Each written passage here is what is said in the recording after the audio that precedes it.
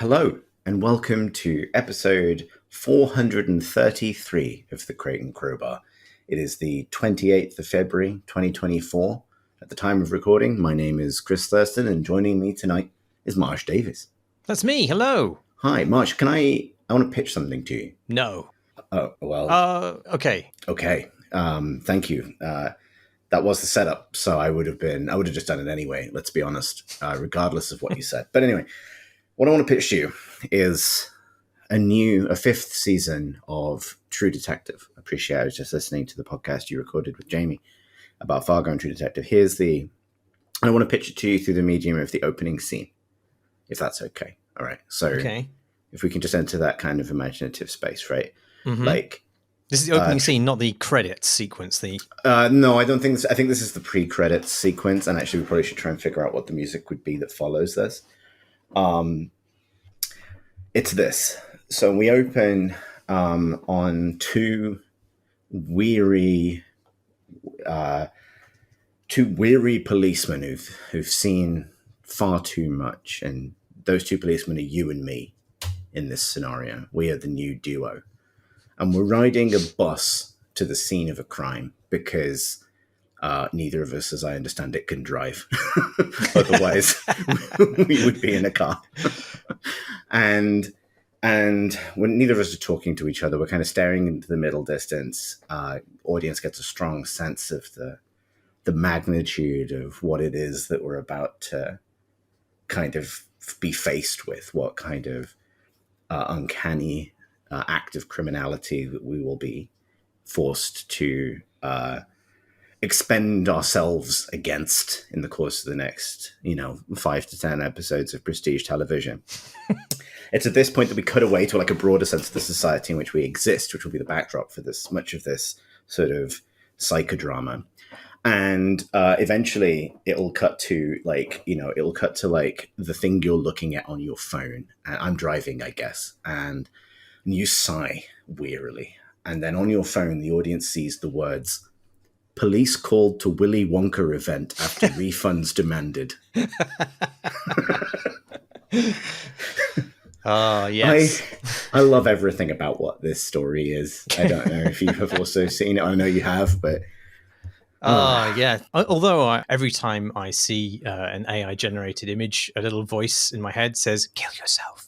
I actually got a great deal of pleasure. Great material for the show. Yes. I actually got a great deal of pleasure from this story just because of the immense stupidness of the language that it had generated. What was it? Some kind of tons? Crumpty tons? Crumpty tons.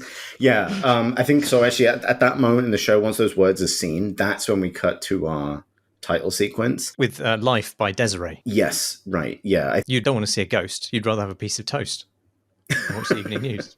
Indeed. I was going to say that we might get like a really slow burn cover of something. Like, let's say Lord covering The Venga Bus is coming. Something like that. Yeah. And then we'll just flash forward right to the ending. The episode 6, like I rugby tackle a man dressed as Willy Wonka off the roof of a building. Our bodies crash through a skylight into a huge server room.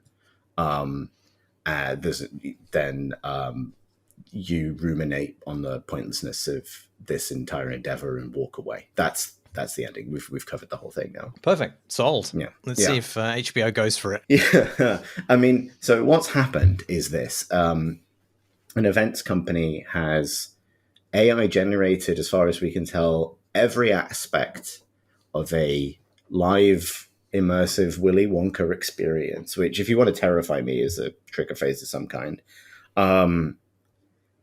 And it's been such a shit show that parents of disappointed children phoned the police, which I think the thing I love the most about this is the AI generated their art for the posters, the AI generated the scripts for the performers. And at no point, it appears, did anyone involved go, "Oh, after you've done that, the computer can't do it for you." And so I was looking at some of the scripts today, and the scripts are impossible to stage. And there's a wonderful, I saw a tweet, I unfortunately can't remember who it was, pointing out like the script is like, the audience enters a room with a lemonade river, a free-flowing, drinkable lemonade river. Like, I used to work in the theatre. Like, that alone, you just, like, you know, somewhere, a stage manager has just taken 8d10 psychic damage, like, from that sentence alone. And then the great thing is the script even has like direction for the audience's response. Like the audience whoops in delight and feels relieved when they sip the delicious lemonade. And then this juxtaposed with a picture of an unadorned catering table with like eight plastic drinking cups on it that are just full enough with lemonade from a visibly open nearby catering pack of like, I don't know, Aldi own brand lemonade to make it all look like they're a little bit full of piss. It's perfect. It's honestly, I've had the page, please call to Willy Wonka event after refunds demanded open, because I think it's going to get taken down at some point and we're going to lose access to this beautiful artifact. Yeah, but I think there's something about that phrase, that exact phrase, that I find nourishing, and I can't articulate why. Like, police called to Willy Wonka event after refunds demanded. Like, I don't think that's been uttered before. It's so good. It's so good. Maybe that's one of the energemic sounds promised by the AI-generated text. Or is it maybe an ungiravel swide? See, you just, in the right lighting, that's Chaucer, baby. Exactly. Like, you know, I mean, I think this is the thing, is like, honestly, looking at the photos of this barely adorned, what looks like disused Amazon logistics warehouse in which they have erected some tarps and dressed a man up as, what was he called, like the anti-Wonka or whatever he's called. Yeah, to like promised a villain of some sort exactly. who will be thwarted. Right. Like this poor actor in like a mask and hat, like appearing behind a mirror to terrify some otherwise totally unmoved Scottish children. It's perfect. Like, but also, I mean, there's like, it's also just too well lit. Like, a lot of their issues could have been solved by just switching the big light off, which is, it's a miracle. I think I think the thing I love about it so much, because I do love an unforced error, I find it very funny, is like somewhere between AI generating the posters, AI generating the advertising, AI generating the script, hiring the actors and bringing them in, nobody said stop. You know, no one was like, this is total horse shit. And I think the reason it's perfect as well is it is existentially cringe. It is like an Omega level gut punch cringe event. And it is deeply tied to AI. And I think AI deserves a lot of those. You know what I mean? Britain has a very good line in upsettingly bad children's activities. And it's been going on for many years. In fact, there was one in 2022, which the Sun headlined, Disgraceland, depressing winter wonderland with creepy Santa shut down after livid parents complain. So it's almost exactly the same story, but it doesn't have that frisson of AI-generated grift. And it's worse for it somehow. I think that's an association, because you're absolutely right. But I think it's apt that in this case, something that looks like it was generated with Midjourney is being attached to the kind of event that you'd associate with, like, I don't know, an incredibly shit and dangerous local carnival that takes over the central square in one of Britain's many disposable market towns, and is full of, like, I don't know, a Ferris wheel with a airbrushed, off-brand, slightly melted-looking RoboCop on the side. You know what I mean? And it's like, it's fair to say that the output of a lot of AI generative art tools is things that look like an airbrushed RoboCop on the side of a van. You know what I mean? Like, those things have a similar quality, and because perhaps they're born from the same urge, which is like a combination of expediency and a lack of respect for IP ownership. And what links that proud tradition of very shit local fairs, I think it's vital to have a link between some real chances trying to get 35 quid out of a bunch of different parents, capitalizing on the, I guess, Wonka mania of a month and a half ago, whatever that was. And Silicon Valley grifters, trying to extract far more than that at far greater cost to the people of the creative industries that they would otherwise, that they're preying upon. So yeah, I think it's just one of those. It's very rare that you get wholly good news in this day and age. And there's something about the fact that like the organizers, the name for themselves is called House of Illuminati, which I think is perfect as well. That's also quite cringe. And I feel this way because like I am in a couple of months moving to Bristol, and I like Bristol quite a bit. I spend quite a bit of time there. I'm looking forward to living there, leaving Bath after 13 years. And but this whole event, the reason I can make fun of it is this will probably make me no friends in the city to which I'm about to move. This whole thing could have happened in Bristol. Pretty, I would not put it, you know what I mean? And maybe I just hope to be blessed by something like this landing in my own back garden at some point soon. We can only hope. Yeah, absolutely. What a treat. I also have a tale of bathos involving mangled words. That's the Jeff Bezos, the owner. I don't know. There's no punchline to that. That was the punchline to a joke with no beginning.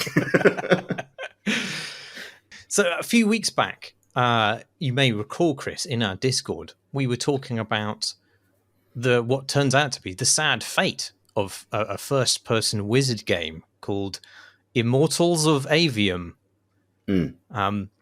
Based on the news that I had apparently wildly underperformed. And two things struck me about this news. Firstly, that the game had actually come out at all, which was a surprise to me. And secondly, that EA had apparently spent $40 million on marketing and distribution of the game, which, had that money been well spent, you might think would have resulted in me knowing that it had come out. But also, right. Reasonable, yeah. Perhaps somewhat earlier in the game's development cycle, that money could have purchased access to enough marketing expertise such that somewhere in the process would have said, no, let's not call our game Immortals of Avium, which sounds like a moisturizing product. And yet nobody did. I can imagine, as someone who does like fantasy world building for a living now, there is a, and I am obviously now working full time in game dev, I'm sympathetic to the point by which both something like that might happen and how it might get missed. That's not a very compelling name for a game. I'll put it that way. But as kindly as I possibly can. You're absolutely right. Kind of sounds like a moisturizer. It's, and it is far from the only game to use that structure. And I can understand why people can say, well, how is this any more or less nonsense than the phrase Path of Exile, for example. I wanted to say Baldur's Gate then, but I think that's a recognizable brand and you get kind of muddy in that. Or what was the one that just came out? Last Epoch. Last Epoch, right? Mm-hmm. But at least Epoch is unusual. Not a great name, but naming games is a bit of a mystery, right, in terms of what's going to be impactful with people and what won't. But I can, and I think the answer is ultimately going to be vibes, basically. Like if you can kind of, if you've actually captured something with the name, whatever fantasy nonsense you've chosen, the people then feel compelled to repeat to one another, you've probably been successful. And I think a lot of well-structured game development, which I would otherwise aspire to and want to defend, can struggle to respond to something that's simply off from a, vibes perspective. Games are something I bang on a lot about at the moment, and I think I've said it on the podcast before. Games generally are very rarely the sum of their parts. They're usually more or less. Recently, Helldivers, great example of a game that is more than the sum of its excellent parts. It achieves that because those parts are excellent and very good in combination with one another. But also a punchy neologism as a name. That's not bad. Yeah, exactly. But all games are less, right? Like you very rarely play a game and go like, wow, I really appreciate the exact sum of the entertainment I'm having.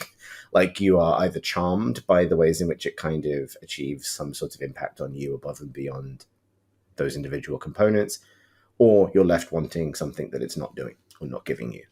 And it's so easy to do that while still having done all of the bits that you needed to do to ship the thing. And in this case, Immortals of Avium is exactly the kind of name that I don't expect to register on a this isn't going to work ometer, while also desperately never being in a situation where it was going to catch fire, right? Yeah, I mean, I suspect there are other things around the game which also didn't help it stand out. Like if it had been, stunningly and stridently original in its presentation, otherwise, then maybe it would have overcome the name. But I just think if the name of your game contains one made up word, be careful. Mm-hmm. I think it's also if you're going to, and I think I said this in Discord at the time, but like if you're going to be, and this is something I would level at a whole school of like world building, and this is to an earlier point, I suppose. If you're doing high fantasy, particularly high fantasy, let yourself be cringe. Don't half bake it, fully bake it. There's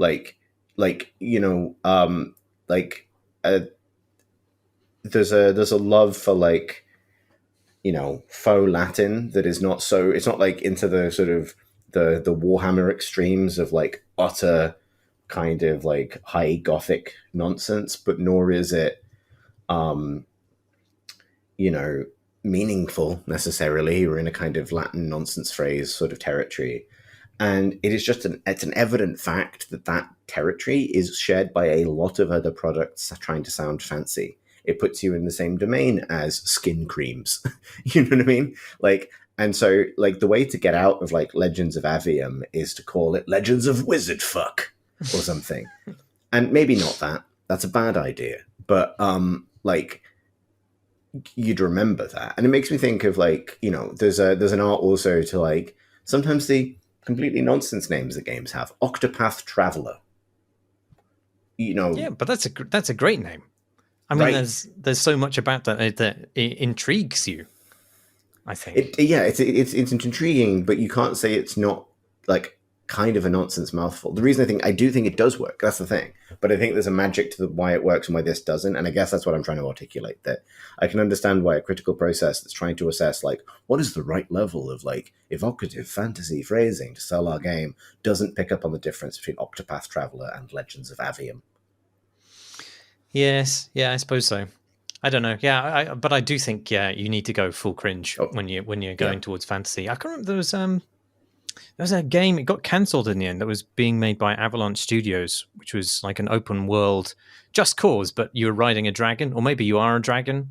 I'm trying to look for it now. I can't see it, but I distinctly recall me petitioning them very hard to call it Lizard Wizard, and they didn't listen, and it got cancelled. And I think that was the reason why, frankly. Yeah. So the other thing I would add to the story is that 40 million marketing budget with no appreciable impact is obviously nuts as a story. But my experience, I'll say this in a kind of very hands-off way. My experience with the way that very large publishers are structured suggests that a certain amount of money can be unlocked and then not necessarily used in the most effective way. I doubt that was $40 million in the hands of like one super empowered marketing unit delivered the mission to make Immortals of Avium a household name. I suspect that was 40 million in a distributed set of efforts across many different regional teams, and where the outcome is like a lot of emails bouncing off the desks of gaming outlets all over the world, and a lot of influencers shrugging. Right? Yeah. That's my prediction. But there's also an interesting phenomenon now where there's advertising, even if a huge amount of advertising has been spent, a lot of that just falls into the black hole of ad blockers. And unless you're watching the things like the Super Bowl, then you won't see it. Like there was a new TV series, apparently is very good, appearing on Hulu, I think, over here. I don't know what it is in the UK, called Shogun. And there's been a whole bunch of like reportage about it, about how people haven't heard of it or weren't expecting it to come out, never anticipated it. But they bought a Super Bowl ad, and the Super Bowl was one of the most watched events ever in the history of Earth. Nuts, so, right? so like a lot of people did States hear about it, but not the people who are writing about it. And it's just a weird way that like culture and reporting, and maybe even the entire class of people who are likely to be media reporters, are just savvy enough to avoid all advertising. Right. It's just fractured. It's fractured us in a way. There's no kind of single water cooler moments anymore, because we're all in our own little gardens, walled gardens, drinking from the hose. I don't know. Yes. But there's another game came up called it's a game by Don't Nod, which is a studio of considerable stature whose games are generally well liked even by me. And I hadn't heard that they had released a third person action game, which is apparently quite good, called Banisher's Ghosts of New Eden. Which is, again, like, I mean, even though that doesn't have any nonsense words in it, just like with every extra word that they've added to that salad, they have diminished the power of the ones that were previously there. Also, that is quite a literal explanation of what happens in the game, so I can't really fault it for that. But anyway, as a result of these discoveries, I made it my mission to play these overlooked games. And I can tell you that the first 99 minutes of Banisher's Ghosts of New Eden is okay. Great. And then I made the mistake of installing Balatro, and I haven't played anything else. And I've uninstalled those games that I diligently installed in order to talk about them on the podcast. But instead, Balatro, a card game that I thought would be a bit of light relief in between like the self-serious cutscenes of the other two games, and instead it's taken over my life more or less. Well, at least the part of it that I portion out for gaming. I think we have to reset the little timer we have that's like episodes since a deck builder derailed podcast for anywhere between 3 to 6 years. Zero. Yeah. I mean, the thing is, I'm not. I've said this on the podcast before, but I'm not hugely into deck builder games that only exist as deck builder games. Like, I like deck building as like a component in other games, like Thronebreaker. I really enjoyed it in that's the Witcher spin-off, which was had a deck building component as the game. I really enjoyed that. But usually, and I think this will be the case with Balatro as well. Like, once I've beaten it, and I have now beaten it at least once, then my desire to go back to it sort of expires a little bit. I'm not so into exploring the systems and the different kind of parameters of it that they hold me for that long. But it seems to have done really well. Like, there were Guardian articles about it, so it's talking about those games that exist only within one part of our fractured culture. This seems to have escaped its cage and made it elsewhere. Yeah, tell me about it, actually, because it's definitely made waves like within pretty much every game dev circle I move within. I haven't played it yet myself, but I almost certainly will start soon. Like, what is it that it is doing that is compelling beyond, I don't know, a Slay the Spire or a similar thing?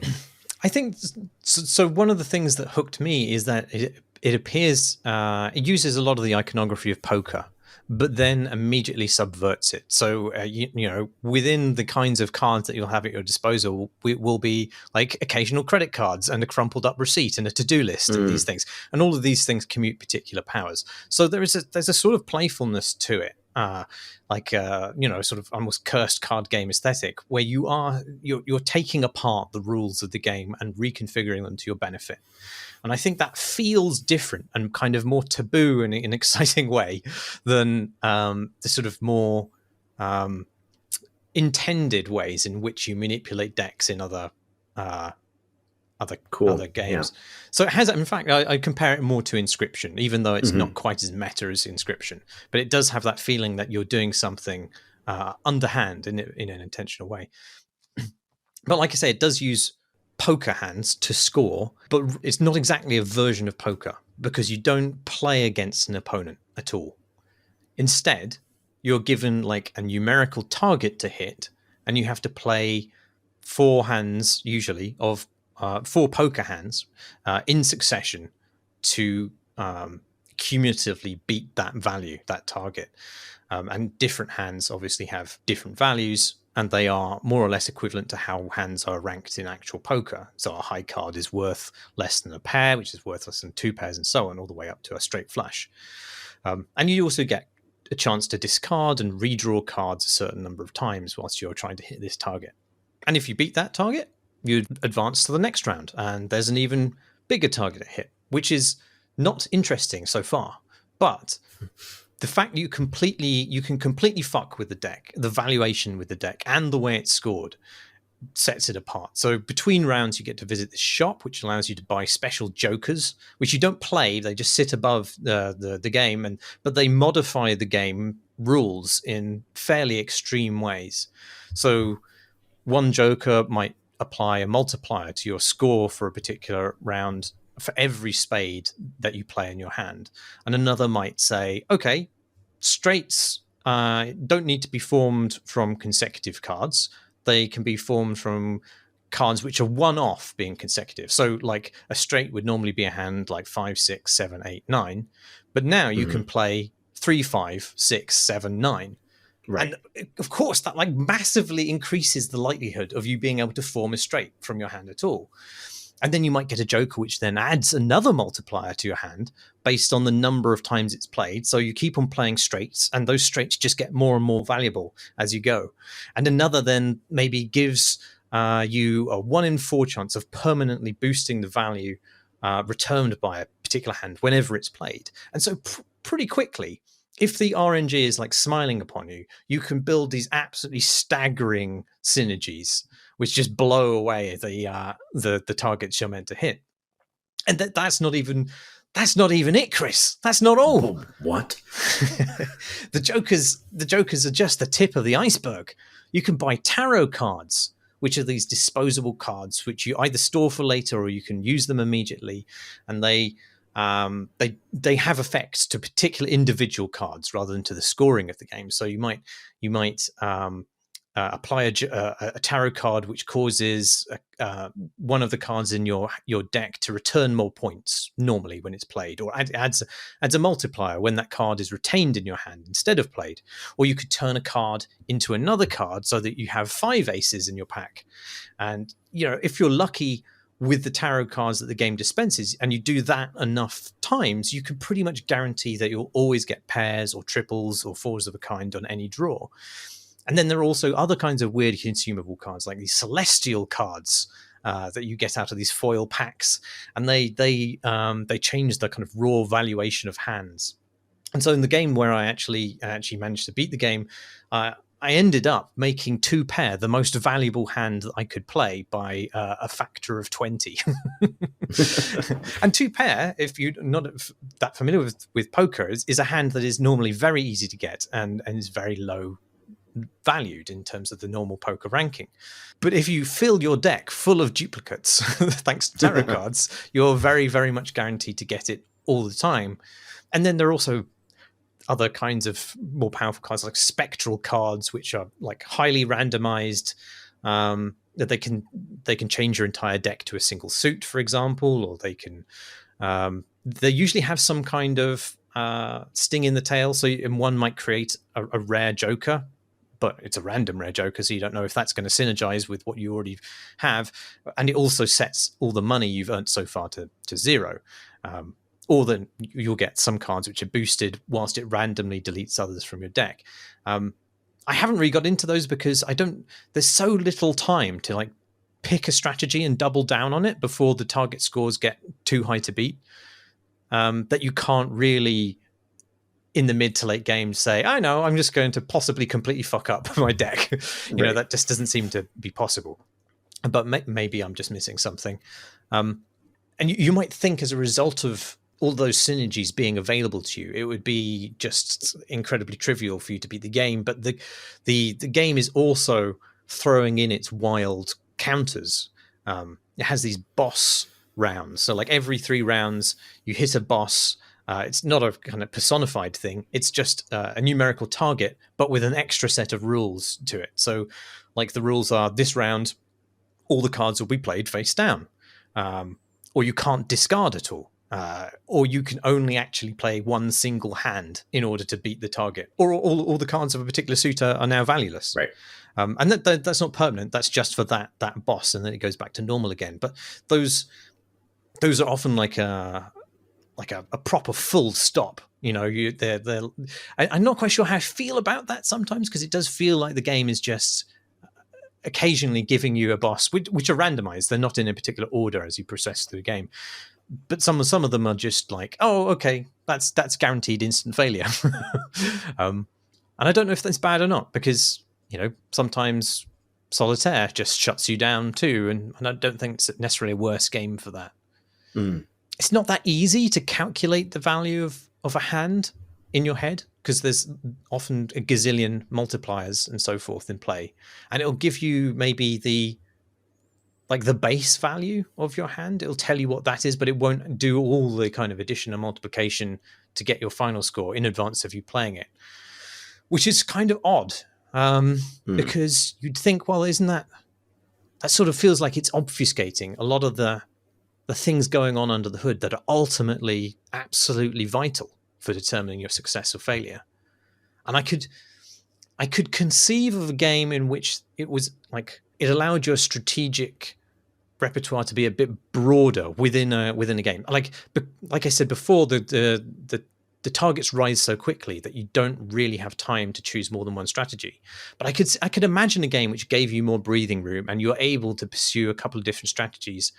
And then I'd imagine it would be more valuable to surface how things are going to be scored, so you could pick between them.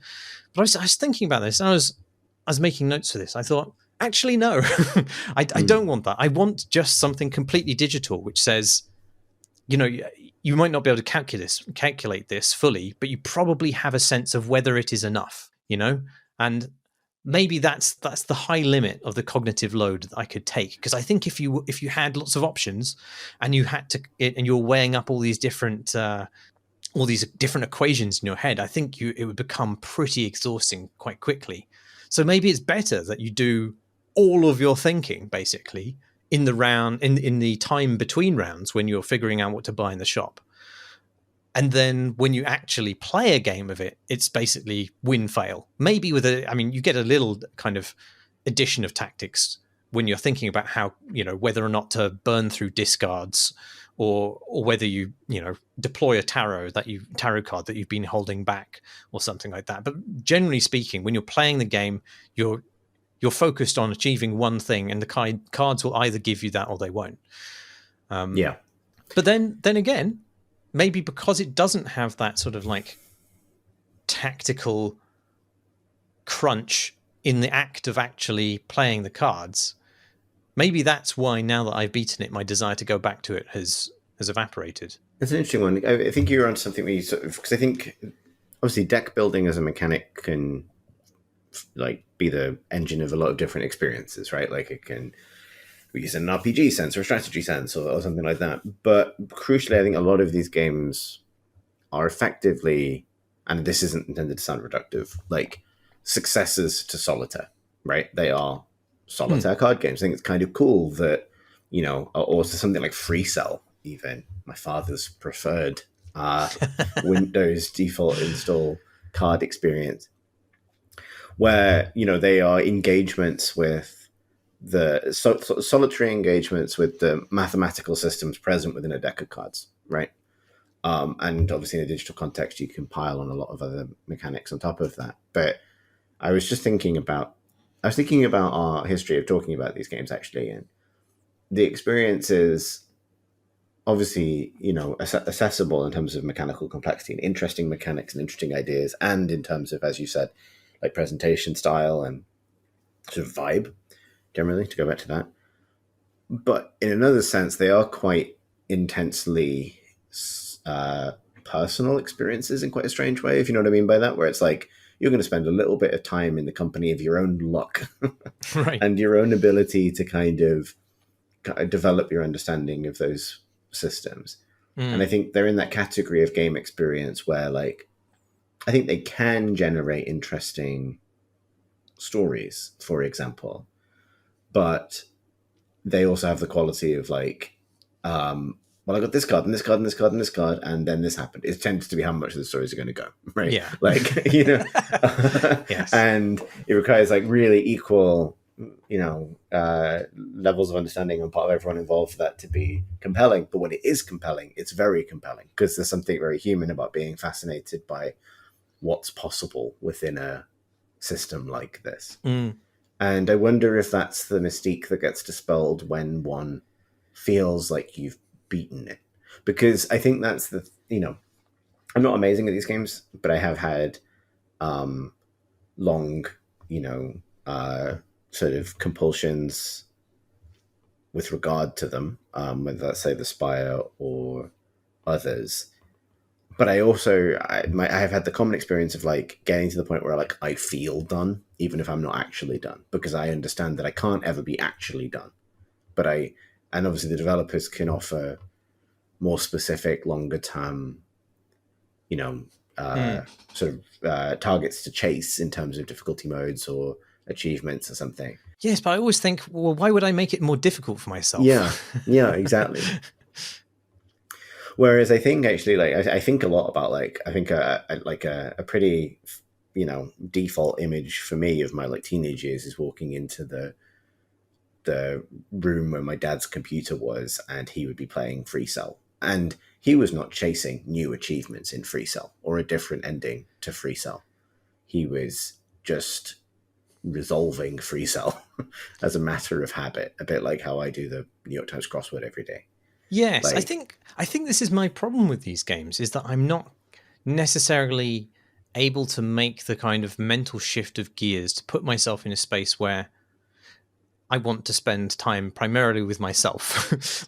right. I enjoy patience and or solitaire as it's called, but I'll play that when I don't have anything else to do, and I want to occupy myself in a sort of low level cognitive occupational way where maybe it's even meditative. Perhaps I'm in an Mm. airport. I want to kill some time, and that is an enjoyable way to do it. Whereas I feel like when I sit down in front of my PC uh, and I boot up a game through Steam, I want to be entertained. I feel like I'm not there to spend time with myself as Hmm. much as in other pastimes, and maybe that's why I don't quite jibe with a lot of the deck building games, because they are about ultimately, even though they have all this kind of this layer of distraction on top of them, Slay the Spire, with the different creatures stabbing each other or whatnot, and is it Monster Train? Yeah, that's one I wasn't brave enough to try and remember the title of a few minutes ago. Yeah, I mean that is that has a beautiful and evocative visual layer attached to it, and that tricks me into thinking that it is there to entertain me, whereas in fact it is more akin to patience, where it is something I should be doing to entertain myself. Yeah, and I mean, maybe all games are that at a certain point. I think something that's made me think of is I broke Marvel Snap for myself after that being a really habitual time sink for me for quite a while. Obviously, it's a competitive card game, but I think it actually has a lot of similar qualities to this in that it's so breezy and anonymous that you really are, the other players it's plucking from the ether for you to go up against are just, you know, that like you're passing like ships in the night, or in that case, that one time, wasting their time in a kind of Yeah. really aggressive way that they've subsequently patched out. Um, but I broke that game for myself because for a while I was caught up in fascination with its systems, with its deck building, with its meta, and the various ways to build things. And then I got a card that changed the way I played the game, and I couldn't stop playing it that way. And there's a card based on the character Agatha Harkness in that game, and she is like one of the a kind of witch characters in the Marvel universe, and is always very controlling. And I think they did something very funny with that card, and it's really interesting how it broke it for me. So the conceit with Agatha Harkness in Marvel Snap is she will start the game in your deck, in your hand, obviously, and when she is in your hand, she plays the game for you. You can't do anything. Oh. She chooses the cards, she plays them, and then is she any good? Well, this is the thing that became a really fun little challenge, because it will make a valid move with what's available to it. So you can then layer other cards on top of it, like cards that are guaranteed to show up on certain turns, that are guaranteed to cost a certain amount. And so I had built this little combo, which was about getting a card out in turn 3 that destroys your highest value card, which will almost certainly be Agatha Harkness. You can kind of force that to be the case, which means she's removed from your deck, which means you can then play, and then playing a card that resurrects things from your graveyard, basically, to kind of pull her back in later, because she's very high-powered. But this is basically a deck that plays itself, and it either works or it doesn't. When it works, it's very funny, because it's a very funny way to win a game, or it doesn't. The other thing it does is, if Agatha Harkness is in your deck, you get like card-specific upgrade currencies at the end of a match, and it's random. But not if she's in the deck. If she's in the deck, she always gets the currency for herself. That's kind of the joke. She will, and there's even a voice line for it. She will just hoard the currency for herself. And so that one card, it's I think it's supposed to be a gimmick, but I got really into it because it meant that I would just load up. If I'd have like 2 minutes waiting for a boss or something, and I would load the game and just throw that deck at the wall to see what happened. And it narrowed all of the game's meta systems and economies down to a single point, which was I can now only upgrade this one card forever. And then something about that almost exposed was that moment of like, oh, I can kind of see through the whole thing now. Like, it's all this. This is just the ad absurdum version of it. And I think that is a reductive position to some extent, but I did end up like playing that way for a little while and then just putting the game down forever. It's kind of funny. And I kind of love that I got there via a joke in the game itself. Right. That shows some foresight on the part of the devs that they've characterized that exploit in a way which shows a lot of reflection, I think. Yeah, right. But then, I guess I find it very difficult once I've worked out the most exploity way of doing something. I find it very difficult to put that away, which is why another reason why I prefer these games to be contextualized as a component of, say, an RPG, because those RPGs usually find some pretext to force you to change whatever synergy you're currently using. And it's like in Kingmaker, you end up, being driven out of the swamp area, and you end up in the mountains with the dwarves, and you have to start your deck all over again, and the cards that were available to you before are no longer available to you. So you literally have to learn a new pattern a new set of cards and the kinds of things that you can use them to do. And that's the only way that I think I need to be forced really to change my ways. Otherwise, I just make the game uninteresting to myself by using the cheapest possible tactics. Yeah, same. And I think it's sort of I think that's one of those things to put in the kind of like, I respect anyone who has the like the wherewithal to maintain interest for a really long time, because they have that kind of drive to keep exploring these systems. But I do find myself almost like rotated back out by games like this. But I do really want to try Balatro, actually. I think it sounds... I've got a few long train journeys coming up this weekend, and I think it sounds like good Steam Deck fodder. Oh, yeah, absolutely. You'll definitely get a lot of pleasure out of it, whether you keep on going with it or not. Have you been playing a game you've already played in a new way to refresh it? I was going to say, it is actually a fairly good segue from the previous thing. So yeah, the thing I've been playing a lot of lately, and it's really the only thing I've been playing. I would have been playing lots of Helldivers, I suspect, but I sort of made my peace with its server issues and just went, you know what, I'll come back to this when it works, basically. and I think it does now, but I haven't played as much of that as I'd like. Although I have been playing it a little bit, and um, I think the recurring experience of Helldivers for me is playing Helldivers and going, God, this game's really good out loud to whoever I'm playing with while playing it. But another game that's very good that I have put a lot of time into lately is Baldur's Gate 3. And I know we talked about it plenty on the podcast, but I've been playing it in a very different way because I am now 45 hours into an honor mode playthrough. And so honor mode, if you're unaware, is the hardest difficulty setting, in that they give, there's lots of tweaks there in terms of like the overall difficulty of the game, but also crucially like the big encounters and the boss fights have extra mechanics and there's a lot more going on. Oh, and I thought it was just an Iron Man mode where there's no.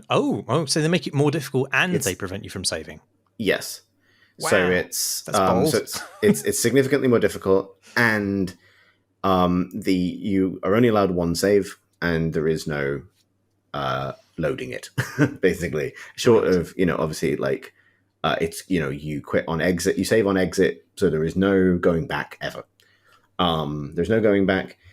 If your party is ever completely wiped, the game fails, and you are given two options: delete that save, or have that save converted into a custom difficulty, which kind of is called like a dishonored save at that point. So you've like the save is like you can keep playing if you're really invested, you want to get to the story, end of the story or whatever, you can keep playing on that save, but it will not count as an honor mode run from that point.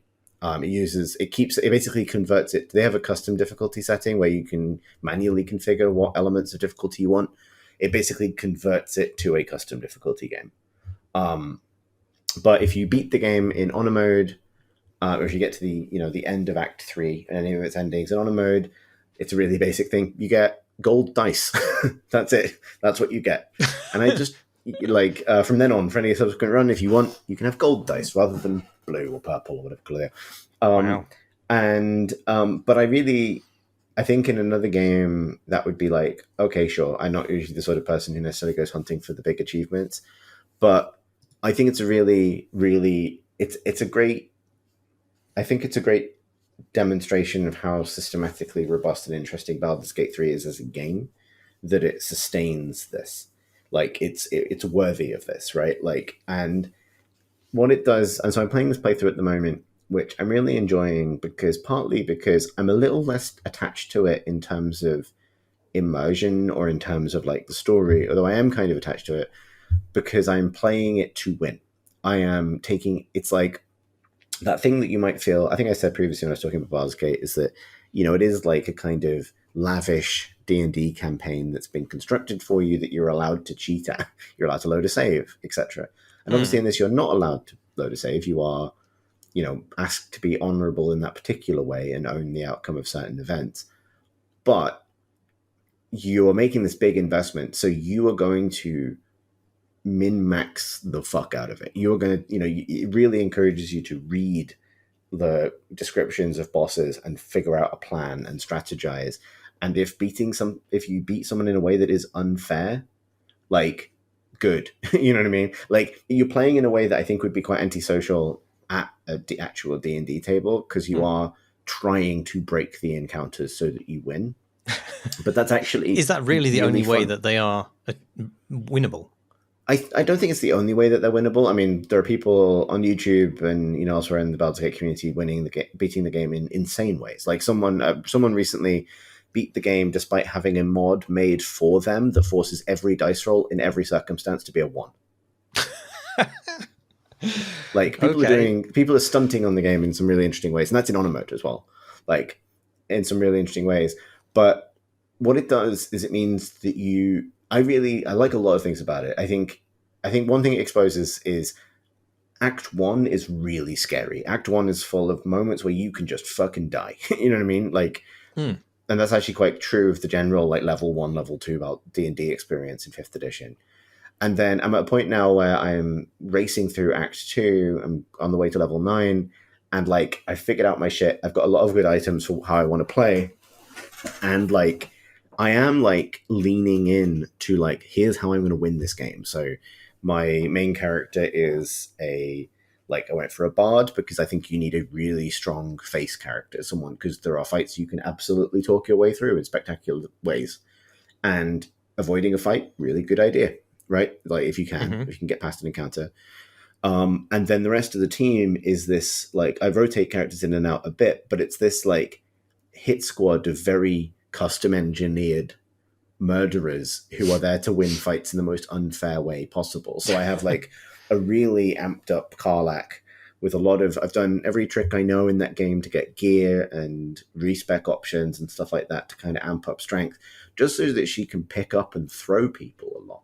Not to kind of exploit bugs in the speedrunner sense, but because occasionally there's a lot of pits in that game. There's a lot of pits in that game, and like sometimes I don't want loot as much as I want to not die in this fight, and so someone's getting thrown, you know, like, or it's like having like, you know, throwing like a haste spore or taking a haste potion to give her extra actions, having her run around a fight, throwing everyone into a pile in the middle, so that I can then use some scrolls to like throw a bunch of fireballs on them.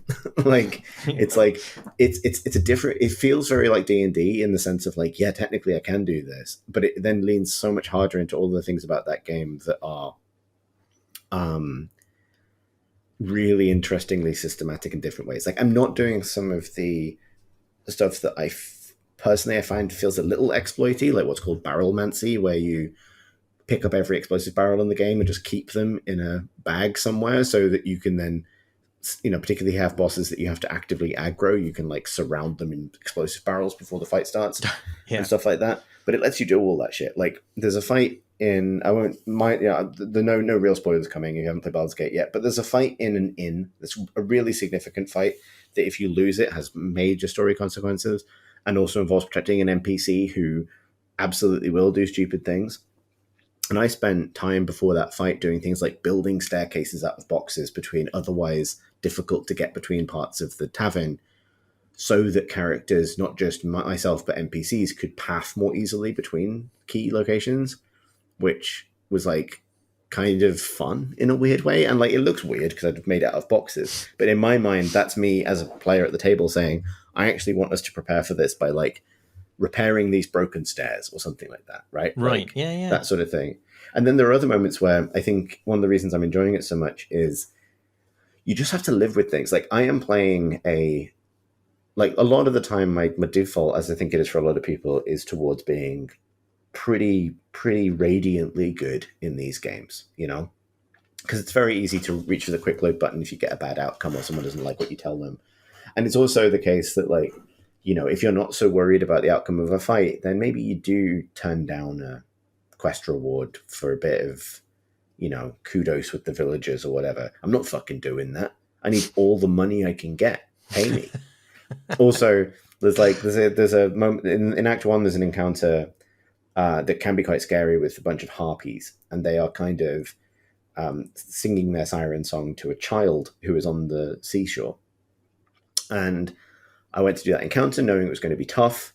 And I was kind of like, I had a plan, I went in with a plan, which was to use create a bubble of a silence spell, because the game is incredibly internally consistent. If you use a silence spell, Harpy Song doesn't work. So I was like, I'll use this to kind of prevent myself getting harpied. I'll kind of load up some other kind of resistance to charmed and other effects like that and go for it.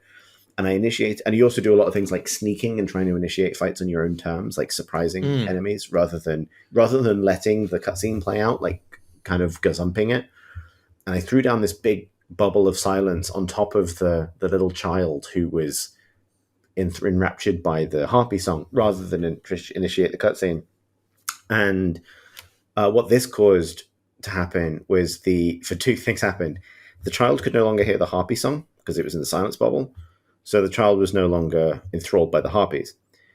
This act aggroed the harpies, because of course it did. But the only character in the initiative order was the child, who was then at that point not flagged as friendly to the harpies. So the harpies then instantly, on their turn, ripped that child to pieces. And there was it didn't work. I was safely on a cliffside nearby going like, well, that didn't work. And then obviously I could then win the fight because the harpies had all helpfully kind of gone into the bubble of silence. half of them had, and then when the fight, which could otherwise be a run-ending fight, that went fairly handily. But it was like I live with this now. That happened. There's no follow-up on that. There's no reward for waiting for me for getting that right. I'm not at that point. Maybe I was only a couple hours into the campaign, so I could have gone back, but I'm not gonna restart for that, right? So you just living with that one. Like, there are characters missing now that have died who I'm like, oh, fuck it. Well, okay, fine. And it makes certain, like, I'm playing, this is also a Dark Urge run through, which is the, no spoilers, but it's the playthrough where your player character really wants to murder people, and you will occasionally have to do wisdom saves to make sure they don't do that at a really bad time. And so I have this bedtime ritual in the sense of long rests in that game now, because you don't know what cutscene is going to trigger when you do a long rest. But you play the game enough, and I've got more than 200 hours in Baldur's Gate 3 now. You get a sense of like when those things are likely to happen. And so before bed, my main character puts on a necklace that gives me advantage on wisdom saves, puts on a hat, is my bedtime hat, that gives me expertise, proficiency in wisdom saves. And I go into turn-based mode, and Shadowheart casts like a buff on me to give me temporary like +1 d4 to saving rolls, just in case that night's cutscene is one where I'm going to fucking murder someone in the camp. And like, it's just, for some reason I find that really charming, even though it's gamey. It's like, okay, I've got it. Like, if I forget any part of my ritual, I might fuck up a 45-hour run of this game.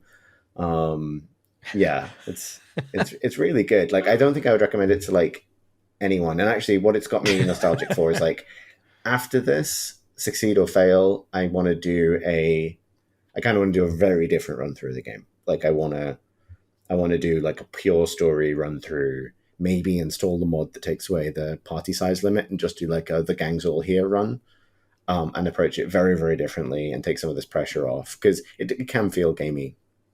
But I think it's telling that what I'm saying is like, this is me beating Baldur's Gate. But instead, it's like, I'm going to do it like this, and then I'll just do it again, like a different way. Right. Because, yeah. But what are you going to do if you do get wiped? Will you do a dishonored save? No, I will. Like, I'm not attached enough, really. Like, oh man, there is something I want to explain, but I can't because it is a spoiler. But like, there is a thing I'm not doing that I really like. I almost considered picking my romance option purely on the basis of a benefit. I think it'll get me an Act 3. And that was like the level of like, I'm not really making like role play decisions here. I am just trying to survive this game. Right. I had some really like, because there are tricks you can do, but it teaches you some really interesting things. Like, because if you have to get party wiped to actually die. And so it means you actually use mechanics like running away from fights, for example. But also, I had a fight just today on my lunch break, and it's a boss battle I know, but I hadn't done honor mode before. And I looked at the legendary action, is what they've called when they're giving the boss a new thing they can do. And it's like, oh, this is like potentially run ending. So I'm going to plan around this. And it's a boss that's got huge resistances to tons of different types of damage. And so I just took a party member. I was like, I think I can do this with a party of 3. So I'm going to send one of these party members back to stand fucking miles away. I'm going to try and beat this with 3. And if I can't and everyone dies, that party member, the one that survives, can go back to camp and resurrect everyone through Withers, the skeleton who lives in your camp. Right. So like, but that means that like, I'm sort of gambling on not, can I do this with 3? Like, you're a bit safer than it sometimes appears, but I'll give you an example. There's a gold themed boss in Act 2 whose legendary action is, who's got a whole mechanic anyway about losing pieces of this massive golden armor that she's wearing. And every time she loses a piece of armor in honor mode, on her next turn, she will do this AoE thing where she tries to turn everyone within 4 meters of her, which is quite a big radius, into a gold statue. And that gold statue is an instant death condition. It is, if you fail a con save, you are a statue now, and the only way to break out of it is if someone in your party has held on to a particular potion from the Underdark in Act 1. Oh, Christ. Like, and I don't even know if you can resurrect from that. So it's potentially like, I could potentially lose, I don't know, Lae'zel or Karlach here. And so the start of that fight which takes place in a kind of quite a tall building, was everyone spaced the fuck out. No one stand next to anyone else in case this actually happens. Start the fight, and then just engineer a scenario where Karlak can throw that boss out of a window. Right. And force them to spend the rest of the fight running up like endless flights of stairs to get to you, because you're just not going to take the chance, right? It's like, I'm just not going to take the chance, because if I hadn't read the description of that ability, I could have easily thought sometimes the way you win a fight is everyone dogpile the boss and just beat them to death instantaneously, which often does work. And in that case, they've planned for that. You suddenly find yourself like you fail 4 con saves, your 40-hour save is gone. Like, so you are allowing yourself a level of precognition where you're sort of studying the things that you're going to encounter and then in advance working out strategies to defeat them. Yeah, because you've played it before for one thing, but I mean, obviously these new boss moves are unique, right? Yeah, but the way everything in the game works is if you right click it and go examine, like all the information is there. Oh right, so okay. You can like in game scroll down and it will be like, this character has legendary action this, and you can read it. And so it is open information unless you didn't know something was going to be a boss fight. And so it teaches this sort of way of playing, which is like, a bit slower and more methodical. And you do kind of cheese things, I suppose. But I think at that point, it doesn't feel like cheesing to me. It just feels like playing a different game, really. Yeah, it's a strategy game where you're allowed to understand the pieces that are at your disposal. I think that's fine. And then just sort of use this huge possibility space to try and fuck them over, basically. Do you have like a narrative ending that is desirable in this context? It's not a narrative run, but I mean, are you working towards a particular ending, or are you just trying to hit the credits, basically? Yes, but I want my gold dice. That's why I'm doing this, and so I'm making a lot of decisions based on things I know are possible in the end game. It is possible to skip the last battle. And so I'm going to try and do that. I know some people think that's like not quite honorable. Like there's a way of actually getting the credits in Act 2 that doesn't count towards this achievement. You have to actually get one of the Act 3 endings, which I think is fair because they'd be skipping quite a lot of the game. But like there are a few of the companion quest finales are really spectacular, but they're off the beaten track. I don't feel like I especially need anything from them, so kind of fuck those people. Like, you know what I mean? Like, I'm not risking it. We're going to the end game, right? Like, and so I find that it's quite, obviously it's very gamey in some regards, but so is a very narrative playthrough. And I find it really interesting to kind of zoom out a little bit into a bigger subject around this. I find we spoke previously, I think we talked about Baldur's Gate, specifically about like that strange mix of like agency and so on. And these are also quite solipsistic games. Like I'm doing this on my own. Obviously, you can't play Baldur's Gate multiplayer. But like, these are environments where you can really tell yourself a story. You have huge agency as a player to cultivate the specific run you want, with the specific outcomes that you want, with specific romance partners that you want, whatever that is. And that agency can be a strange thing to have in a story that should otherwise feel immersive. And obviously, in this case, some of my immersion is broken by the fact that I'm using a lot of meta information that Chris, have to beat this game, right? Like from my choice of character to the skills they have to the way that I've built them and so on. But there are those moments where you make choices that are like, fuck this, I'm not going to fight. I'm not going to do something selfless here. And those little moments of like selfish, craven, like expediency can feel quite fun. Like as a kind of, actually in this scenario, would I say this selflessly noble thing? Like there's a moment in Act 1 where you are basically told by a character who could snuff your life out in an instant, go do this awful thing for me. And so I said yes. Like in my first playthrough, I was perfectly happy to go like, no, fuck you, God. You're not the boss of me. You shan't shame me. My pride is greater than this, and my respect for my companions is greater even still, and I shan't be your puppet. And in this, I was like, I will be your puppet, because I don't know that wouldn't wipe me here. So yes, I will. I'm not sure how branching this bit is, to be honest. So, sure. Atrocities it is. I'm very good at persuasion, and I don't have that option here. But so I'll assume instead that the kind people at Larian will let me persuade my way out of the negative consequences for doing the thing you're about to get me to. It's very fun. It's very fun. Like, particularly getting like, I did actually, it is broadly a good playthrough because I think evil playthroughs kind of channel you in quite are harder, I think, generally, which is the worst reason to be good. But like that, the Act 1 thing of like the great big hitman level that is the kind of the goblin dungeon, like was very funny in this mode because it was like, I am not dealing with anyone's shit. Like, just like, did you in that circumstance try and do it peacefully, or were you? Oh, I killed everyone very dishonorably. Excellent. So you that's how I approached it. Like, I was just trying to engineer stealth scenarios, which the game does not lend itself towards really, because you have to break up your party and then move them individually, and then it struggles with that once combat is initiated.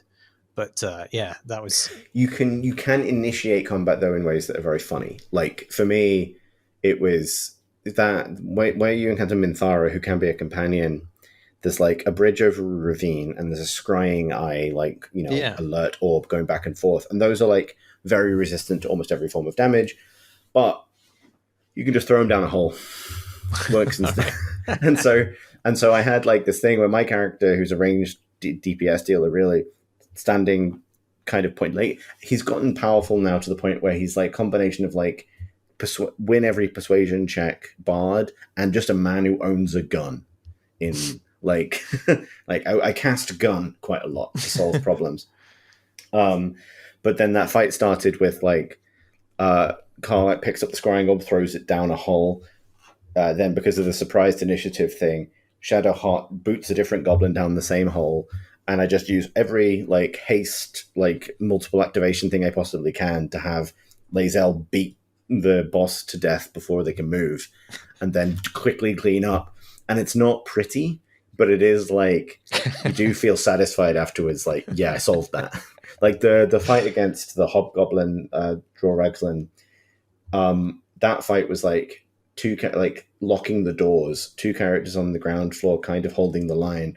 While my character and Karlach hid in the rafters, just throwing things at them.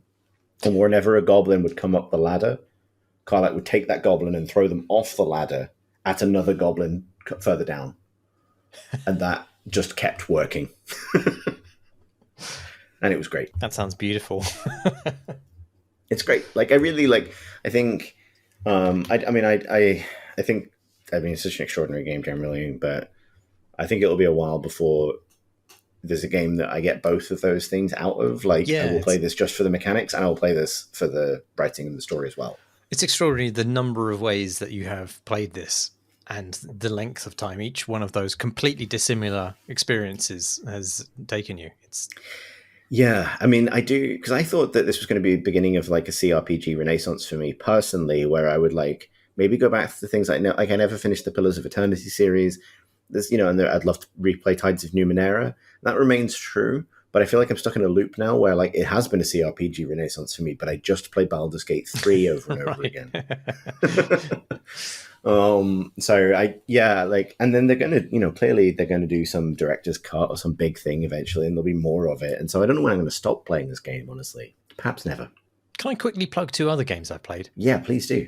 Two really small games. They're both completely free on Steam. The first game is 20 Small Mazes, which is a game with 20 small mazes in it. It's just a single screen. All the mazes are sort of pasted over each other and you can shuffle them about. And each of them has like a fun twist. So like the first maze is you can fold it as though it was like a scored piece of paper. And so you can align different parts of the maze with other parts of the maze. And then that's how you get your piece to the exit, by folding and unfolding it. And there's other more interesting and sort of slightly meta twists to the mazes as you go throughout, but part of the pleasure of it is in discovering them. I recommend it. And the other game is called Sheepy, a short adventure, which is a short adventure about a sheep, or rather a stuffed toy sheep, which has been discarded in the depths of some abandoned subterranean colony and it's somehow animated to life and then required to Metroidvania its way to some conclusion, which is very brief but surprisingly dramatic because it has such a short time span. The degree of escalation through all the powers you get is extremely quick, and it's remarkably gratifying because the Metroidvanias, I think, are just one of the hallmarks of them are backtracking, crisscrossing in such a way that they often are inclined to fritter away a player's time, whereas this one seems very conscious not to waste any time. And it is it's great. I mean, it looks beautiful as well. Beautiful, really beautiful animation, pixel art. The movement has this really nice kind of squeaky friction to it. It's got a great soundtrack. In fact, I think it's been bankrolled by a YouTuber, which gives me a bad feeling in my tummy, to be frank, Chris. But I think I've given them a cursory glance, and I think they are like a composer. I think they're famous for making electronica. So nothing like overtly disquieting about them, but it is free. So if the YouTuber turns out to be a neo-Nazi or a massive dipshit at a later date, then at least you haven't given them any money. Nice. But yeah, I recommend it. Lovely. There was another thing we wanted to talk about, and that is to return to a subject of our lock-in, which if you haven't listened to was about the recent series of Fargo, the TV series, and the recent series of True Detective. Jamie and I talked about them at length, and I heard that Chris had an interesting take on the nature of the supernatural in True Detective Season 4, Night Country, and I want to hear it. But if you're wary of spoilers, or you just want to listen to the other podcast first, you should stop listening to this podcast now. Hi. Thank you for setting me up in that particular way. See, so here's the thing. I listened to you and Jamie's podcast about True Detective, and I feel like I've done something enormously self-indulgent in kind of asking for a right of reply on a particular point, because as far as I understand it, a vital part of the experience of listening to any podcast is desperately wanting to join in the conversation at some point and not being allowed to. And I feel like I've kind of broken some hitherto some sacred boundary here, no, I will be heard on the subject of ghost oranges. Had schedules allowed it, we would have valued your contribution to the podcast itself. And I was always intrigued to know what you felt about this particular season, because as a scholar of Lovecraft, this particular season seems to have more links directly to celestial terror. So I think it was really interesting because I had a bit of a journey with True Detective. So I will say, from listening to the discussion that you and Jamie had all up about True Detective and its arc to this point, what the first season meant to people back in 2014, was it? Mm-hmm. And so on, like that, all very extremely resonant. And and I remember, as someone who I did, my dissertation on Lovecraft and cosmic horror and related fantasy, and I have a big investment in this world, and I'm also quite heavily critical of it in a lot of ways. And it's it's all very complicated and tangled in my mind. And also there are very specific things about that first season of True Detective that I found really strangely kind of resonant at the time, in that way when something gets its claws in you, and particularly its soundtrack, the use of the Handsome Family as the opening song Far From Any Road. Hugely, this is just a personal thing, but I think my sister and I were probably the youngest people in the Handsome Family fan club in the early noughties, when Brett and Rennie Sparks, the husband and wife duo that make up the music, certainly the only kids in Salisbury listening to moody American Gothic. And my sister gets the better story here, because she saw them live, I think, when she must have been 15 or 16, and brought Rennie Sparks a book that I believe she had stolen from the school library, titled When Animals Die. Which is sick. It seems like their thing. Yeah, well, it's like, and then gave that to her, and I think she still has it. Like, so that music had always been really important to me, and seeing it kind of brought into this context of like moody neo noir take on like grounded cosmic horror through a very particular lens was very impactful. And then obviously, if the kind of the misfires of the subsequent seasons, in my opinion, although I think they are about something, they're just not effective. And then with Night Country, with the new one, I had a journey with it, which I think was very, very similar to you and Jamie up to a certain point, which was, I think it starts very strong. I think it becomes it's very compelling. The performances are incredible. There's loads I really loved about it. I loved the way it looked. And then it started to lose me. And I was really following along with this point and about everything else. There's one thing I disagree about, and that's about its use of the supernatural. And we could talk about that in some more detail. But then what happened with me and talking about the show was getting to the end, feeling initially pretty ambivalent about the ending, feeling that it was a continuation of some of the ways in which it ties itself in knots towards the end, the way its pace falters and so on. And then a day later, having a series of like aha moments where it kind of evolved into two things really. One, I think something that is thematically I really, really like and admire. Something that I think uses its source material in a way that's far more interesting than True Detective has done in the past. And in doing so, achieves this, I think, genuinely kind of hilarious suplex dumpstering of the first season. Where it more or less picks up Matthew McConaughey over its head and like WWE smashes him into a big bin and then he rolls down into a frozen lake. Like that's... And it was really interesting listening to talk through that because I think I can kind of unpack that in a particular way. And I don't necessarily expect this to change your mind about the show, but I wanted to kind of offer a different interpretation of it. Sure. Just to preempt you slightly, I didn't dislike the show. I mean, I had problems with it, and I didn't buy its use of the supernatural. I thought that was incoherent, but I did like it overall, and I did enjoy it thematically.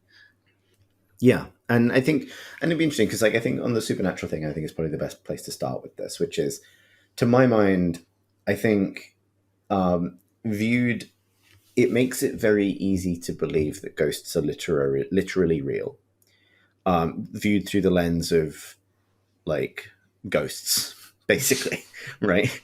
And then I think it's quite restrained in picking that at the end, and I think some of the issues with the pacing come here, where the various sort of the various sort of seemingly sort of reconcilably real, quote unquote, supernatural events. I think in the last episode, all of them are shown to be illusory or echoes of some other memory or trauma. So, the orange is both representative of Evangeline Navarro's mother, and an orange literally falls out of a fridge at her feet. That's not a ghost that did that. That's actually an orange at that point. Almost all of its like repeated supernatural moments get a true physical manifestation at the end in the same episode that's about recurrence in some ways. And that to me was like that to me was its like definitive statement of no, the ghosts aren't real. I think it's already shown you that they have to be real at that point because you have multiple characters saying or hearing the phrase "she's awake," Right. And you can't achieve that by anything other than supernatural. Also, characters are led to places that they couldn't possibly have found without the use of ghosts. I don't agree, but we should unpack kind of why. Okay, go. Like, and so maybe to some, I think there's and I'll frame this. I won't kind of bury the lead on this. I think the lens through which it starts to make becomes a bit more coherent and more interestingly enigmatic with that stuff is not really the supernatural or occult horror lens, which I know it invites, but more specifically the cosmic horror lens, and more specifically, to be explicit, a feminist lens. Like those are the ones in which it, I think, becomes really interesting. And crucially, and there's a lot you can say about that. Like True Detective as a whole, its success as cosmic horror is not about its little allusions to actual like literary cosmic horror.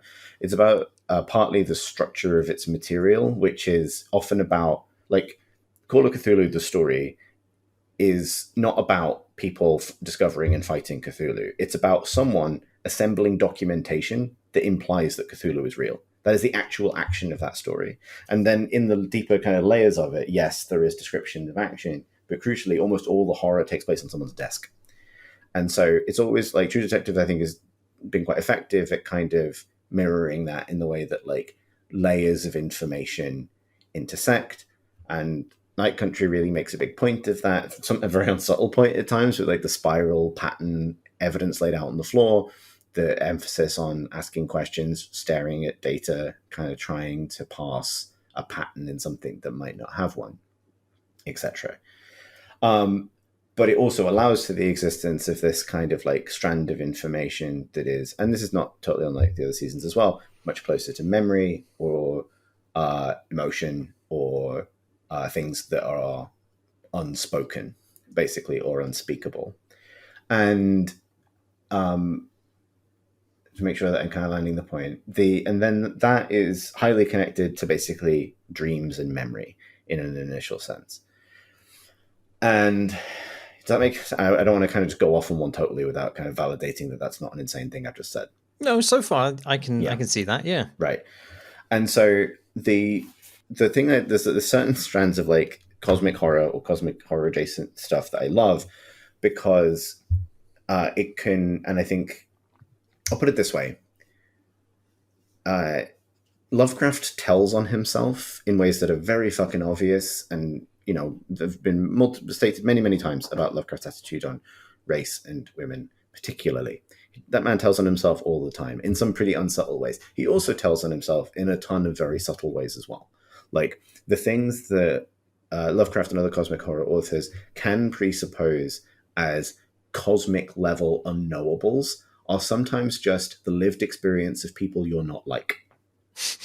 And that is to put a finer point on it, the mechanism by which Night Country completely subverts the first season, I think, in a really interesting way. And I, to quote Jamie, almost like literally cheered at one point when it does that bit of quotation, because it's almost like it's almost like switch from like there are things man was not supposed to know to there are things men don't know, which is a subtle, yeah, a subtle but really important pivot. And I think there is a point where it becomes where that's very much what it's dramatizing. But a lot of this for me, and there's a few different lenses I put on this, is like come down to the discovery and interrogation of Raymond Clark at the end of the show, who is the researcher who was in love with Annie Kay, who hid in the ice caves beneath the base, is kind of discovered at the end of the show.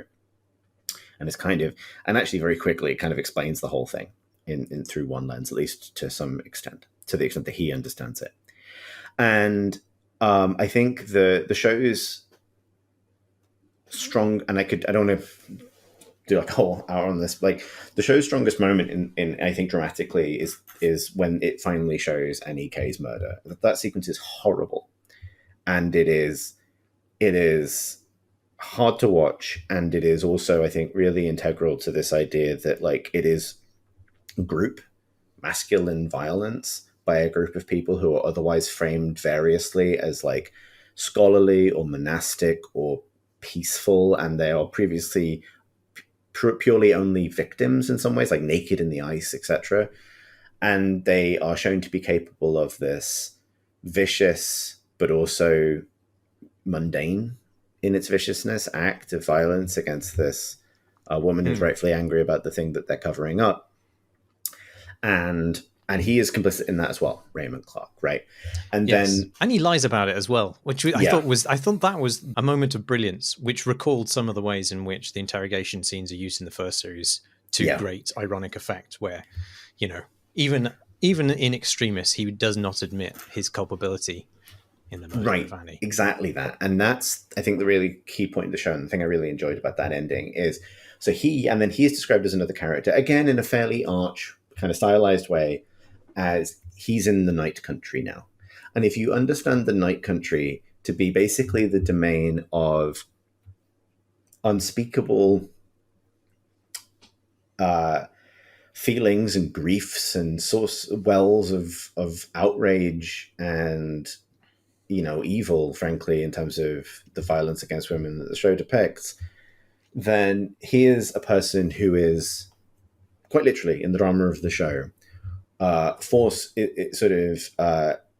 deeply exposed to the undeniable truth of the violence of the system in which he operates as a person, both in terms of his profession, in terms of the specific acts he does, all of it. And that's what's under the ice. That is what is literally under the surface of Ennis. Like, and that's kind of goes without kind of, you know, it's flatly the case.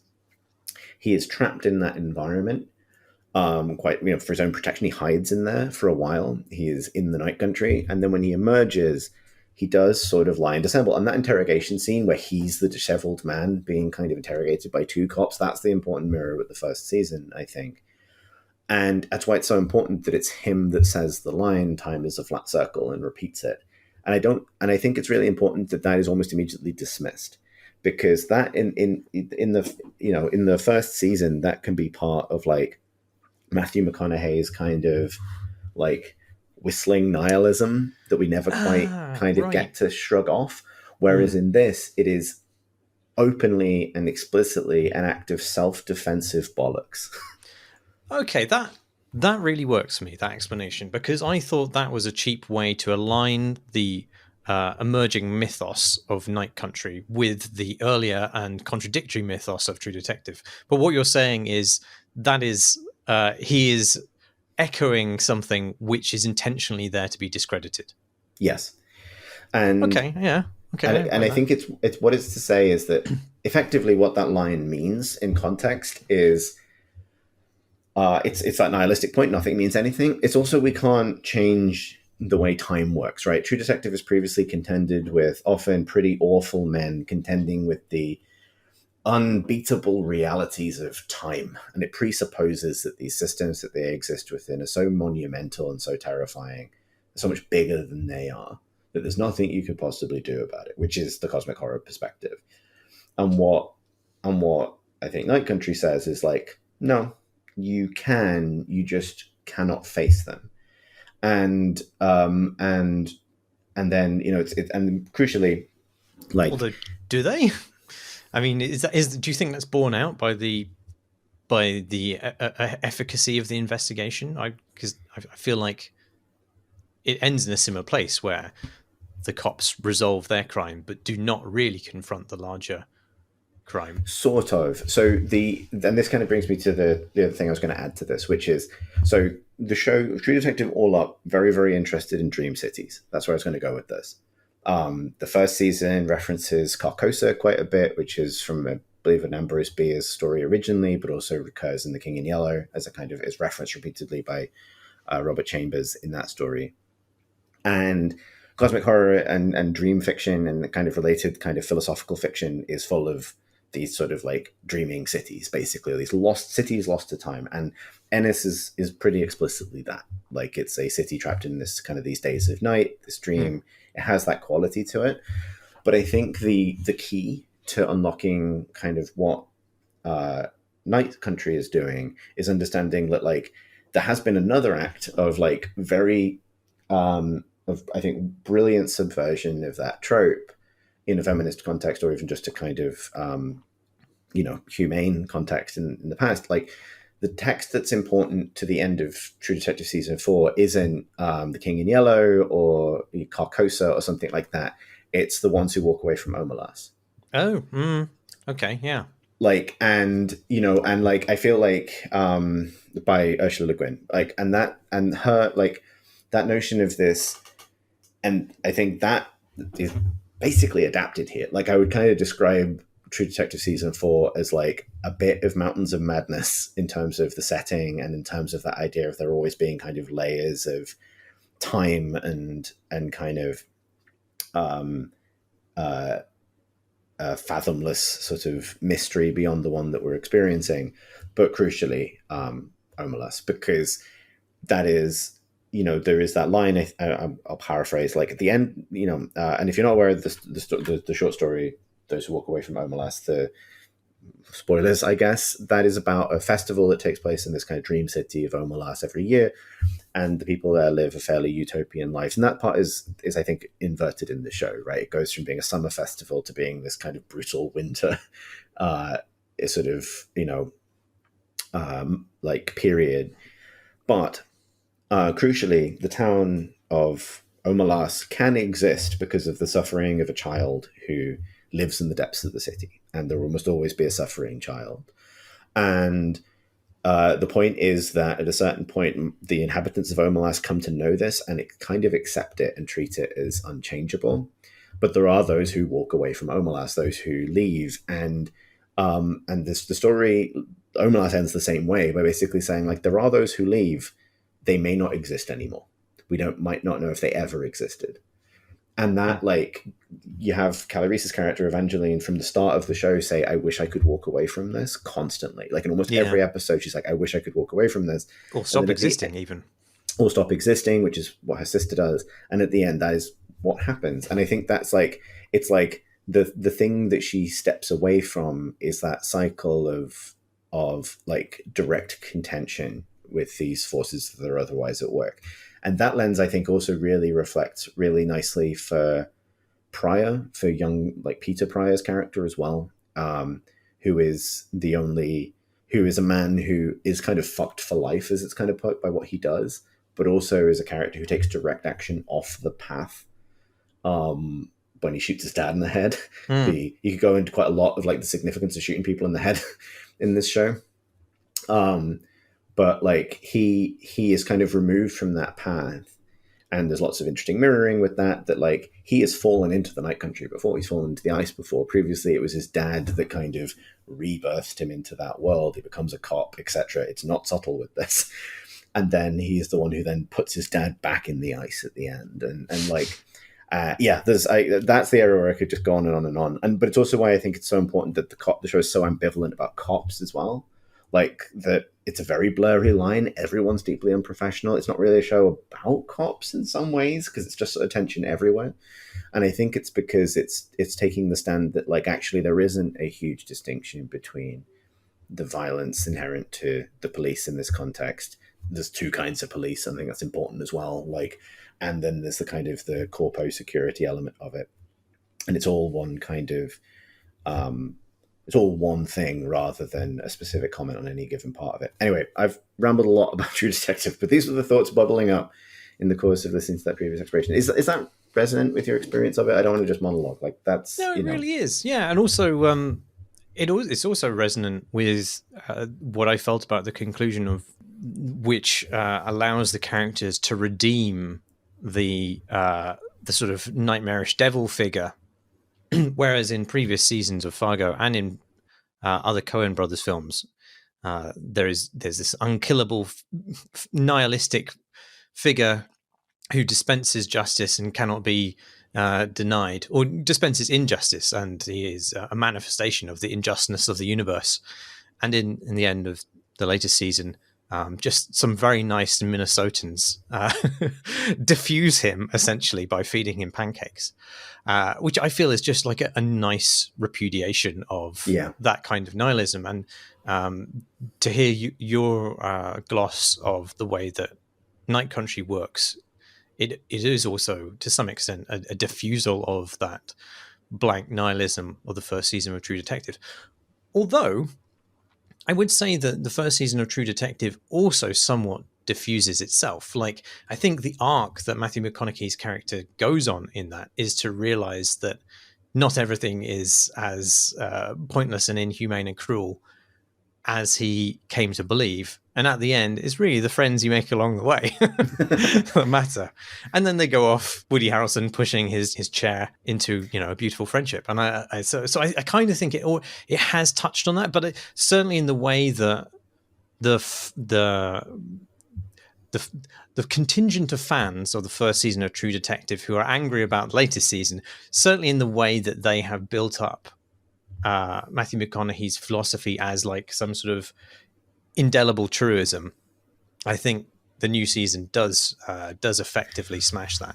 Yeah, I think because I agree with something. I think there's something interesting about this that I find really interesting, which is I think when certain kinds of fiction and this, it's certainly like true of a lot of like, you know, books and comics and things that I've loved over the years, when they are pretty ambivalent about when they kind of have their cake and eat it with having, for example, incredibly objectionable philosophies espoused by otherwise quite compelling men, basically, there is that sort of sense of inviting a fandom that takes that stuff seriously. And I don't think, for example, that every male character in Night Country is like a sniveling baby there to be mocked, which I think was the critique leveled against it. I don't think that's true at all, actually. By whom? Not by us. No, not by you, crucially, Okay, I say. right. But as in, I'm talking about the grognard position there. But like that was the notion that like there's nothing for men in this, right? That angle, and it's like no, that's not the case, right? Like actually, they're quite, you know, they're as complex.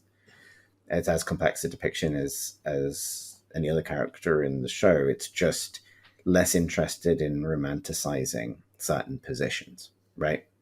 And actually, it's quite engaged in de-romanticizing certain elements of like the lives led by all of the characters in that program, maybe with the exception of Fiona Shaw's character.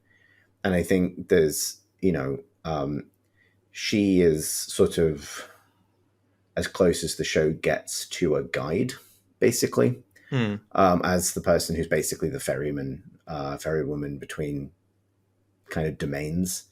I don't, you know, and also I think the vehicle for its strange dangling connection to the first season, which is something I didn't pick up on until I read about it afterwards, like the fact that her deceased husband is Matthew McConaughey's dad. Oh shit! No, I didn't realize that. Yeah, surname Cole. That was the, you know, that's the clue. And then, you know, now reduced to man who shows up and points into the ice, you know, but yeah, like, but the sort of like the sort of flowing together of all of those characters as like creatures on the boundary of that particular deeper awareness of like inhumanity, basically. But I think that's what I find compelling about it, is that sense of like what lies beyond what we're contending with through those nihilist positions is grounded quite literally in cruelty and inhumanity that people are capable of, rather than treating that as a cosmic inevitability, which I think is the hallmark of weaker fiction, basically. Good thoughts. Talking of the Ursula Le Guin story, did you read the recently released short story, Why Don't We Just Kill the Kid in the Amelis Hole? By No, I didn't. Isabel J. Kim.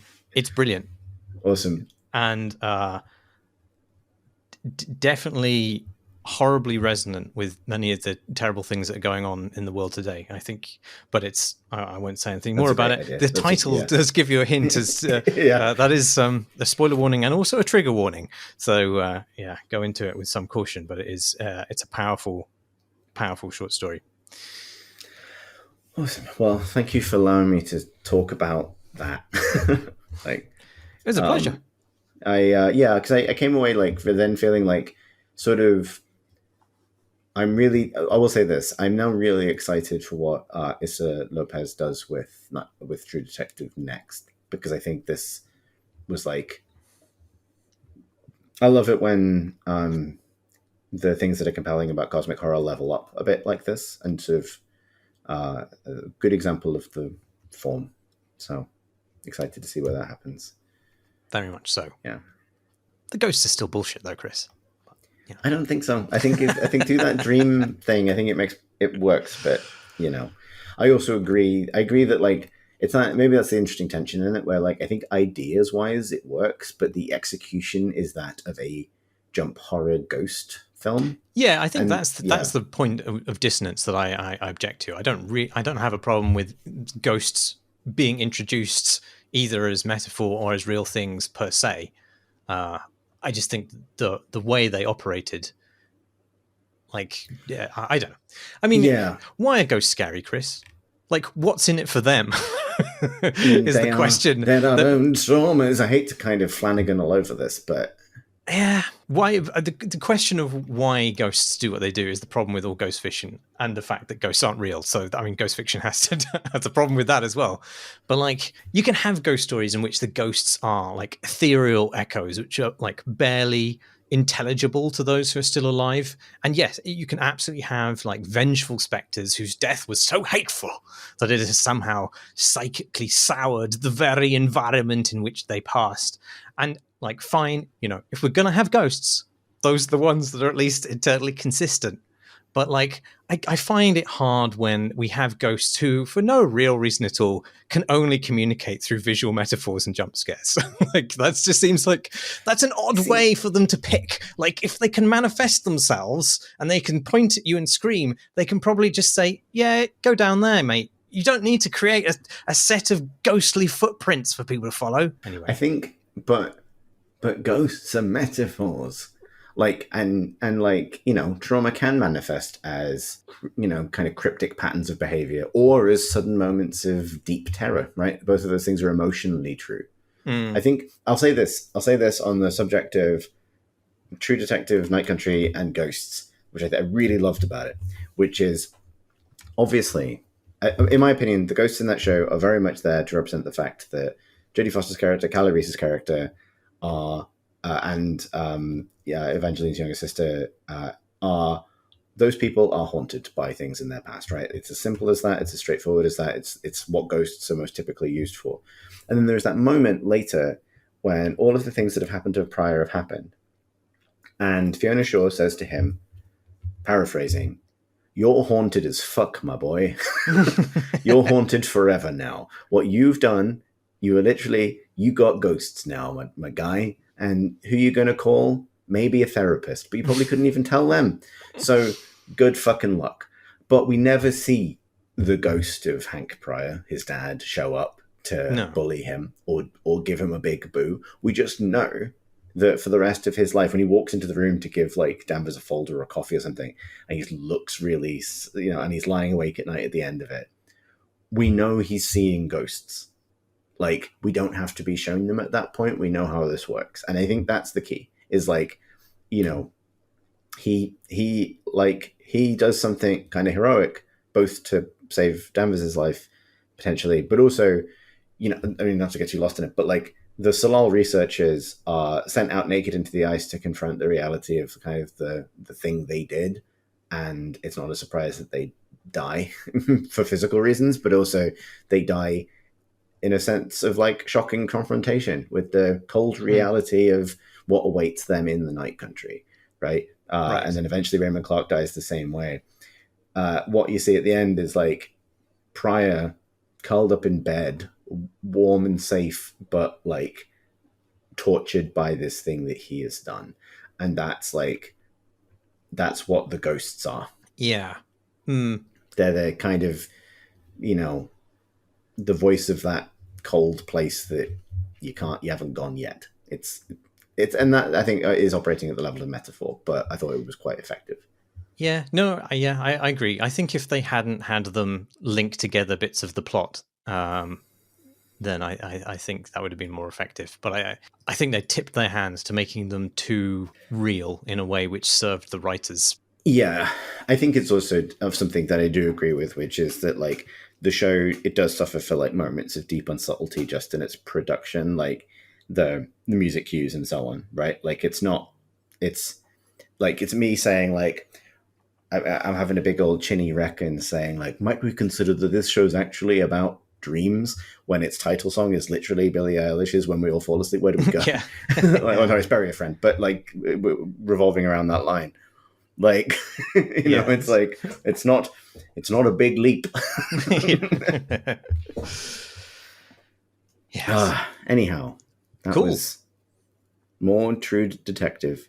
More like Rude Detective, am I right? Ooh. Let's end. Yeah. That is or should be all of the podcasts we've got time for. Hope you enjoyed the games. Hope you stuck around for the other stuff. If you didn't, that makes sense. If you'd like to listen to more podcasts just like this one, you can find them on our website, crateandcrowbar.com. They're also on YouTube at youtube.com/crateandcrowbar. Thank you to everybody who supports the podcast on Patreon. If you'd like to find out more, you can find all of that at patreon.com/crateandcrowbar. We have a Discord where such things are discussed. Link for that on our website at crateandcrowbar.com. That's about it. My name is Chris Thurston. My name is Marsh Davis. Goodbye. Thanks for listening, everybody. Here's an orange.